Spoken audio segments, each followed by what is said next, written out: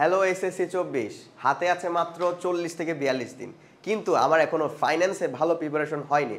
So ফাইন্যান্সের আজকে একটি তোমাদের জন্য গুরুত্বপূর্ণ ভিডিও নিয়ে চলে এসেছি, যেখানে তোমাদের ফাইন্যান্স ফার্স্ট পেপারের প্রথম অধ্যায় নিয়ে আমরা সিকিউ সাজেশন দিতে যাব। কারণ তোমরা আমাকে মাঝে মাঝে নক দাও যে ভাইয়া ফাইন্যান্সে নানা ধরনের সমস্যা আছে, ফাইন্যান্স সাবজেক্টটা আমাদের একটু যদি গুছিয়ে দিতেন তাহলে একটু ভালো হতো। এই নাও, আজকে আমরা সিকিউ সাজেশন দিব। যে টপিকগুলো আমি বলবো এখন, ওই টপিকগুলো একটু নোট ডাউন করে রাখবা এবং সঠিকভাবে একটু পড়ে রাখবা, যাতে তোমার এ প্লাসটা ইনশাল্লাহ নিশ্চিত হয়ে যায়।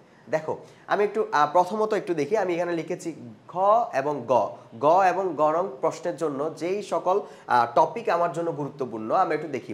অর্থায়নের ধারা এবং ক্রমবিকাশের মধ্যে আমি দুটো টপিক রেখেছি। কয়টি টপিক রেখেছি? দুটো টপিক রেখেছি। একটা হচ্ছে অর্থায়নের, আচ্ছা, একটা হচ্ছে কি অর্থায়নের উৎস সম্পর্কে বর্ণনা করো।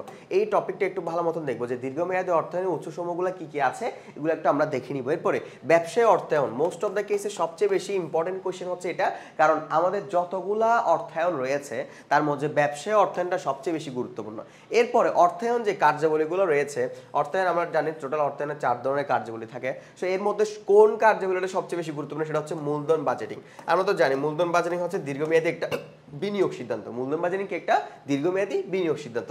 এই টপিকটা একটু ভালো মতন দেখবা, বিশেষ করে ঘ এবং গ নম্বর প্রশ্নের জন্য এই টপিকগুলো খুবই ইম্পর্টেন্ট। তারপর তহবিল সংগ্রহ সংক্রান্ত সিদ্ধান্ত সম্পর্কে বর্ণনা করো, এই টপিকটাও যথেষ্ট গুরুত্বপূর্ণ। ওকে, এরপর অর্থায়নের শ্রেণী বিভাগের মধ্যে আমরা কোনগুলো বেশি করে দেখব। ওকে, এখন দেখো, আর্থিক বাজার সম্পর্কে একটু ধারণা নিয়ে রাখবা, ক্লিয়ার। তারপর হচ্ছে সাধারণ শেয়ার ইস্যুর মাধ্যমে মূলধন সংগ্রহ কিভাবে করা হয়, এগুলো একটু ধারণা নিয়ে রাখবা। তারপর হচ্ছে ঋণের মাধ্যমে প্রতিষ্ঠানের মূলধন সংগ্রহের প্রক্রিয়াটা। অব্যবসায় অর্থায়নটা মাঝে মাঝে আসে, কিন্তু মোস্ট অফ দ্য কেসেস কম আসে।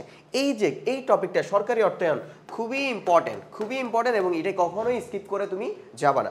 এরপর হচ্ছে অর্থায়নের যে নীতি সমূহগুলো আছে, আমরা যে ঝুঁকি এবং মুনাফার নীতি পড়েছিলাম, আমরা হচ্ছে তোমার পোর্টফোলিও নীতি পড়েছিলাম। এই নীতিগুলা থেকে মোস্ট অফ দ্য কেসেস আমার 90% কোশ্চেন্স কিন্তু এই নীতিগুলো থেকেই আসবে। সো নীতিগুলা কখনোই স্কিপ করে যাবা না। আবারও বলছি ভাইয়া, নীতি স্কিপ করে যাবা না। এই যে পোর্টফোলিও নীতিটা আমরা একটু দেখে যাব। ঝুঁকি এবং মুনাফার নীতির মধ্যে কি সম্পর্ক রয়েছে, পজিটিভ সম্পর্ক রয়েছে। তারল্য এবং মুনাফা নীতির মধ্যে নেগেটিভ সম্পর্ক রয়েছে, এগুলো খুবই ভালো মতন দেখে যাব। এরপর অর্থায়নের যে লক্ষ্যগুলো, most of the cases important part. So এই যে অর্থায়নের যে 2 ধরনের লক্ষ্য আছে, প্রফিট ম্যাক্সিমাইজেশন, ওয়েলথ ম্যাক্সিমাইজেশন, এই যে সম্পদ সর্বোচ্চকরণের লক্ষ্যর গুরুত্বপূর্ণ লিখো এবং মুনাফা সর্বায়নের লক্ষ্যটি সম্পর্কে ব্যাখ্যা করো। এবং লাস্টটা হচ্ছে আমাদের সামাজিক দায়বদ্ধতা।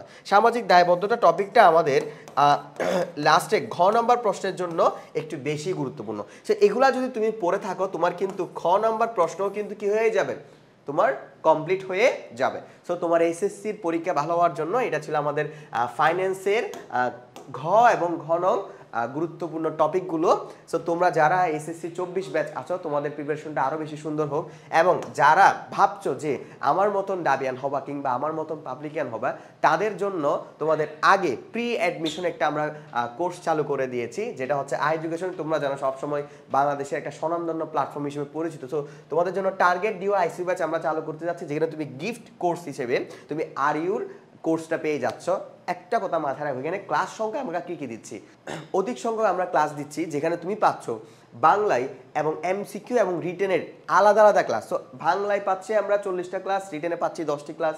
এরপর হচ্ছে ইংরেজিতে এমসিকিউতে আমরা পাচ্ছি কত, 30টি ক্লাস এবং রিটেনের জন্য 15টি ক্লাস। যেহেতু তোমাদের সি ইউনিটে ফার্স্ট পেপার থেকে কোনো কোয়েশ্চেন্স হয় না, ওই জন্য আমরা ফার্স্ট পেপারটা ক্লাসটা স্কিপ করে যাচ্ছি। এরপর হিসাব বিজ্ঞানে আমরা 25টা ক্লাস পাচ্ছি শুধু এমসিকিউর জন্য, আবার রিটেনের জন্য 5টি করে ক্লাস। ব্যবস্থাপনা, যেটা সবচেয়ে তোমার সহজ সাবজেক্ট কিন্তু তুমি পড়ো না, সো এটার জন্য আমরা 20টি ক্লাস রাখছি এবং রিটেনের জন্য 5টি ক্লাস রাখছি।